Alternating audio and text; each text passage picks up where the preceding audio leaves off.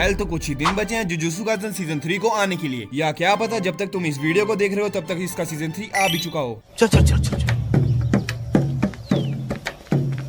गाड़ी स्टार्ट कर। क्योंकि मैं बहुत ही ज्यादा टाइम लगाता हूँ अपनी वीडियोस को एडिट करने में। 3 दिन तो बहुत कम टाइम है रे, कम से कम 30 साल का तो टाइम दे रहे। तो जुजुत्सु काइसेन सीजन 3 में कलिंग गेम आर्क कवर होने वाला है, और इस कलिंग गेम आर्क की कुछ बहुत ही ज्यादा इंपॉर्टेंट रूल्स भी हैं जो तुम्हें इसके सीजन 3 को देखने से पहले तो पता होना ही चाहिए। ये रूल्स थोड़े से कॉम्प्लिकेटेड है, लेकिन आज की इस वीडियो में मैं तुम्हें इन्हीं रूल्स के बारे में सिंपल तरीके से बताने वाला हूँ और कम से कम स्पॉयलर्स देने की कोशिश करूंगा ताकि तुम्हारे सीजन 3 को देखने का मजा खराब ना हो। तो शुरू करते हैं आज की video. What are the rules of culling game arc. Culling game arc के रूल्स को जानने से पहले हमें ये बात जाननी होगी कि कलिंग गेम आर्क को स्टार्ट किसने किया था। तो कलिंग गेम को स्टार्ट किया था केंजाकू ने। केंजाकू का मोटिव है कि ह्यूमंस के पास जो भी कर्स एनर्जी है वो उन्हें समझे और एक जुजुत्सु सॉर्सर की तरह उसे यूज भी कर पाए। बेसिकली वो हायर एरा को वापस लाना चाहता है। हायर एरा को गोल्डन एज ऑफ जुजुत्सु भी कहा जाता है। उसी एरा में सबसे स्ट्रॉन्ग जुजुत्सु सॉर्सर्स एक्सिस्ट करते थे। सुकुना भी उसी एरा से बिलोंग करता है। उसी एरा को वापस लाने के लिए केंजाकू ने टैंगन के रिको के साथ होने वाले मर्जर को रोका, जिससे टैंगन इवॉल्व हो गया और एक कर्स स्पिरिट बन गया और गोजो को प्रिजन रियल में सील भी कर दिया, क्योंकि गोजो ही एक लौता बंदा है जो उसके प्लान को पूरा होने से रोक सकता है। और केंजाकू गेटो के शरीर में चला गया, जिसके पास कर्स स्पिरिट मैनिपुलेशन की ताकत है। सीजन 2 के एंड में केंजाकू ने माहितो को भी कंज्यूम कर लिया था, जिसके बाद केंजाकू के पास आइडल ट्रांसफिगरेशन की पावर भी आ गई और माहितो की पावर से केंजाकू ने पुराने सोर्सेस को नई बॉडीज में रीइंकार्नेट किया। केंजाकू बहुत पुराने समय से सोर्सेस के साथ बाइंडिंग वाउस बनाता आया है, जिसमें वो सोर्सेस से कहता था कि वो फ्यूचर में उन्हें किसी बॉडी में रीइंकार्नेट कर देगा, पर उन्हें कलिंग गेम्स में हिस्सा लेना पड़ेगा। और माहितो की पावर से उसने ऐसा किया भी। उसने सभी पुराने सोर्सेस को नई बॉडीज में रीइंकार्नेट कर दिया और वो सभी लोग अब कलिंग गेम्स में हिस्सा लेने वाले हैं। ये सभी चीजें केंजाकू इसीलिए कर रहा है क्योंकि वो मास्टर टैंगन को ह्यूमैनिटी के साथ मर्ज करवाना चाहता है और इससे एक ऐसा बीइंग बनेगा जो कि सभी ज्यादा स्ट्रॉन्ग होगा। पर ये चीज करने के लिए उसे बहुत सारी कर्स एनर्जी की जरूरत पड़ेगी और ये सारी कर्स एनर्जी उसे मिलेगी कलिंग गेम से। इसी तरह केंजाकू का प्लान सक्सेसफुल हो जाएगा। तो अब आते हैं कलिंग गेम आर्क के रूल्स पर। तो पहले रूल के हिसाब से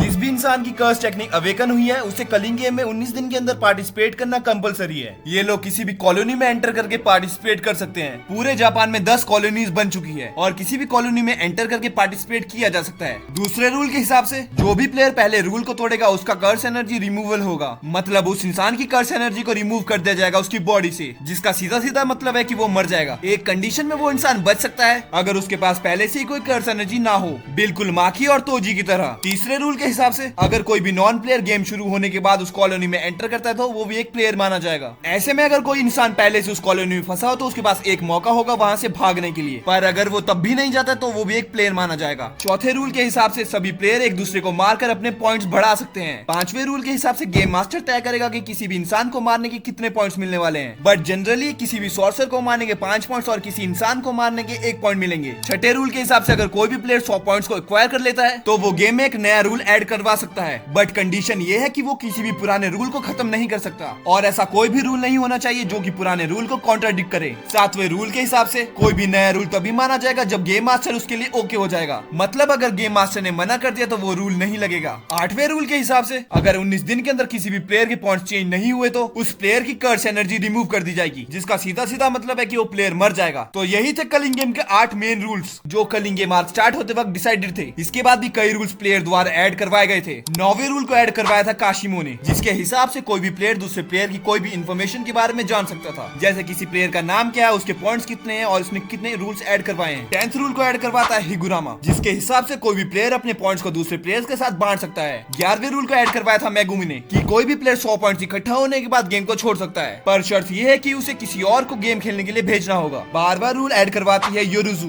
कि कोई भी प्लेयर किसी और कॉलोनी में आ जा सकता है। 13वें रूल को जोड़ता है केंजाकू कि 18 नवंबर 9:09 के बाद कोई भी नया प्लेयर गेम में नहीं जुड़ सकता है। लास्ट रूल को भी ऐड करवाता है केंजाकू ही कि कलिंग गेम तब तक चलता रहेगा जब तक लास्ट में 2 प्लेयर्स ना बचे, और वो 2 प्लेयर्स है गेटो और मेगुमी। गेटो का तो समझ आता है क्योंकि उसके अंदर केंजाकू है, पर मेगुमी क्यों? अब मैं तुम्हें बहुत बड़ा स्पॉइलर देने वाला हूं तो तैयार रहना, क्योंकि मेगुमी के अंदर अब सुकुना है, मतलब जब तक केंजाकू और सुकुना के अलावा 4 लोग मर ना जाए तब तक ये गेम चलती रहेगी। मस्त प्लान है। तो यही थे कलिंग गेम के सारे रूल्स। अगर तुम्हें वीडियो पसंद आए तो वीडियो को लाइक और चैनल को सब्सक्राइब कर देना। मैं मिलता हूं तुमसे अगली वीडियो में, तब तक के लिए बाय।